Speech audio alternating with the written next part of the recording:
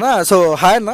Hi అన్న నిన్న లైల్ of release ఈవెంట్లో పృథ్వీరాజ్ గారు బాయ్కాట్ అదే 11 సీట్స్ వచ్చాయి జగన్కు అన్నట్టు మాట్లాడారు. తో సేమ్ టైం వైసీపీ వాళ్ళు బాయ్కాట్ లైలా అంటున్నారు. ఎలా చూడొచ్చు దీన్ని?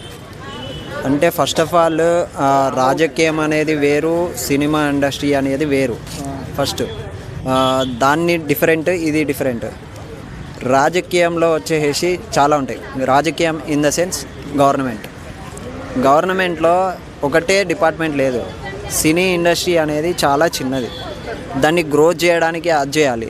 లేనిపోని కుంపటంతా మాట్లాడడానికి మీకు ఛాన్సులు లేవు, మాట్లాడడానికి మాటలు లేనప్పుడు మీకు రాజకీయం అనేది చేత కానప్పుడు ఇంట్లో విరమణ చేసేసి, రాజకీయానికి విరమణ చేసేసి ఇంట్లో కూర్చోండి, చెక్క భజన చేసుకుంటూ కూర్చోండి. అంతేగాని లేనిపోని కుంపట్లు తీసుకొని వచ్చేసి అదేదో ఈవెంట్లో వాళ్ళేదో మాట్లాడుకుంటే వాళ్ళే చూసుకుంటారు.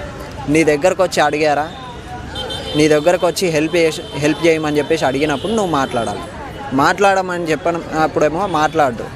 మాకు ఇండస్ట్రీకి ఇది కావాలి అని చెప్పేసి మాట్లాడినప్పుడేమో ఎవరు మాట్లాడరు. లేనిపోని మీకు మాట్లాడడానికి ఛాన్సులు లేవని చెప్పేసి అది మాట్లాడడం అనేది కరెక్ట్ కాదు. మీకు మాట్లాడడానికి చాలా ఉన్నాయి. సినీ ఇండస్ట్రీ మీద వచ్చేసి ట్యాక్స్లు అన్నేమో మీరేమో ప్రభుత్వం నడిపించుకుంటారు. ఎవరైనా ప్రొడ్యూసర్ నష్టపోతేనేమో ఆ ప్రొడ్యూసర్కి ఆ ట్యాక్సుల నుంచి ఏమైనా డబ్బులు ఇచ్చేసి సాయం చేయండి అంటే ఎవరు రారు. ఎందుకు రారు? మరి ప్రతిదానికి ఉన్నాయి, ప్రతిదానికి స్కీమ్లు ఉన్నాయి. మరి సినీ ఇండస్ట్రీకి స్కీమ్ ఎందుకు లేదు? సినీ ఇండస్ట్రీలో ఎందుకు స్కీమ్ లేదు? స్కీమ్ పెట్టాలి కదా. రాజకీయం వేరు, సినీ ఇండస్ట్రీ వేరు. సినీ ఇండస్ట్రీని సినీ ఇండస్ట్రీ లాగానే చూడండి. చాలా ఉన్నాయి. గవర్నమెంట్ జాబ్లలో ఏమనంటారు, పోలీసు వాళ్ళకి చాలా ఇబ్బందులు ఉన్నాయి, అవి పట్టించుకోండి. గవర్నమెంట్ ఆఫీసర్లకు చాలా ఇబ్బందులు ఉన్నాయి, అవి పట్టించుకోండి. ప్రజలకు ఇబ్బందులు ఉన్నాయి, అవి పట్టించుకోండి. రోడ్లు బాగాలేవు, అవి పట్టించుకోండి.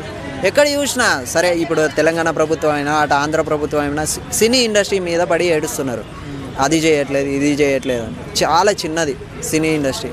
మీకు అంత చేతనవుతే, ప్రతి ఒక్క రాజకీయ నాయకుడికి చెప్తున్నాను, మీకు అంత చేతనవుతే ప్రతి ఒక్క డిపార్ట్మెంట్ని చేయండి. సరే, నేను సినీ ఇండస్ట్రీకే చేయండి అని చెప్పేసి కాదు, ప్రతి ఒక్క డిపార్ట్మెంట్కి చేయండి.